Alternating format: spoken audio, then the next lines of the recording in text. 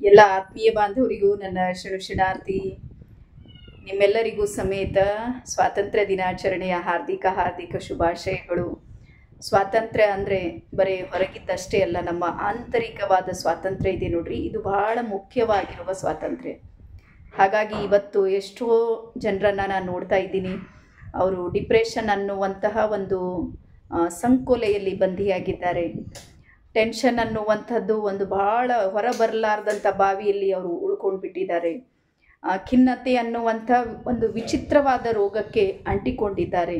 ಬಾಹ್ಯದಲ್ಲಿ ನೋಡಿದರೆ ಅವರು ಭಾಳ ಚೆನ್ನಾಗಿದ್ದಾರೆ, ಸ್ವತಂತ್ರವಾಗಿದ್ದಾರೆ, ಹೆಲ್ದಿಯಾಗಿದ್ದಾರೆ, ಹ್ಯಾಪಿಯಾಗಿದ್ದಾರೆ ಅಂತ ಅನಿಸುತ್ತೆ. ಆದರೆ ಈ ಒಂದು ಬಂಧನದೊಳಗೆ ಅವರು ಸಿಲುಕಿಕೊಂಡಿದ್ದಾರೆ. ಹಾಗಾಗಿ ನೀವೆಲ್ಲರಿಗೂ ನಾನು ಏನು ಹೇಳೋದು ಅಂದ್ರೆ, ಇವುಗಳಿಂದ ನೀವು ಹೊರಬರ್ರಿ. ಇದು ನಿಜವಾದ ಸ್ವಾತಂತ್ರ್ಯ. ಒಂದು ವೇಳೆ ನೀವು ಎಲ್ಲಿದ್ದೀರಿ ಅಲ್ಲೇ ಇದ್ದರೆ ನಿಮ್ಮ ಜೀವನ ಇದೆ ನೋಡ್ರಿ, ಅದು ಪರಿವರ್ತನೆ ಆಗೋದಿಲ್ಲ. ಹಾಗಾಗಿ ಅಧ್ಯಾತ್ಮದಲ್ಲಿ ಒಂದು ಅನಂತವಾದ ಶಕ್ತಿ ಇದೆ, ಅದು ಆಂತರಿಕವಾದ ಸ್ವಾತಂತ್ರ್ಯವನ್ನು ನೀಡುತ್ತೆ. ಹಾಗಾಗಿ ನಿಮಗೇನಾದರೂ ಆಂತರಿಕ ಸ್ವಾತಂತ್ರ್ಯದ ಅಗತ್ಯ ಇದೆ, ನಾನು ನನ್ನ